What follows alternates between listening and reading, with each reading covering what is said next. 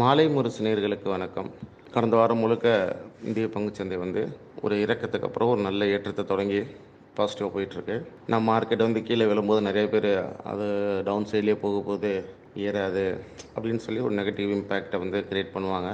But நான் ரொம்ப உறுதியாக சொன்னேன், மார்க்கெட் 22,000 பக்கம் 21,800 இந்த ரேஞ்ச் வரும்போதெல்லாம் தாராளமாக நீங்கள் அக்குமுலேட் பண்ணலாம். ஸோ அதில் உங்களுக்கு நிச்சயம் மார்க்கெட் மேலே தான் வரும் அப்படின்னு சொல்லி இப்போ 22,500 பக்கமாக மெதுவாக ஃபியூச்சர்ஸ் ட்ரேட் ஆக ஆரம்பிச்சிருக்கு. பெரிய லெவலில் வீழ்ச்சி அப்படிங்கிறது பார்த்திங்கன்னா இந்த மந்த்துக்கு வாய்ப்பு 20,000 21 போகிறதுக்கு ரொம்ப கஷ்டம்.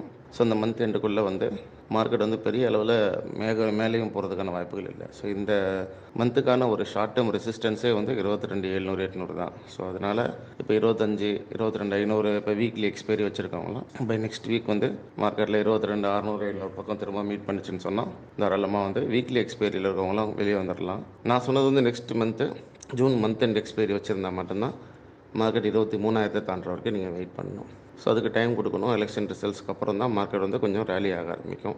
அந்த ரேலி கண்டினியூ ஆகி ஒரு லாங் டேர்ம் அப் ட்ரெண்டாக ஆகி இந்த வருஷம் மற்றும் அடுத்த வருஷம் பாசிட்டிவ் சைடில் போய் நிஃப்டி 26,500 தாண்டி 27,000 போனாலும் ஆச்சரியப்படுறதுக்கு இல்லை பை நெக்ஸ்ட் இயர். ஸோ திரும்ப சொல்கிறேன், இந்த மாதிரி புது நம்பர்ஸ்லாம் சொல்கிறது ஆக்சுவலி என்கிட்ட தான் நீங்கள் பார்ப்பீங்க.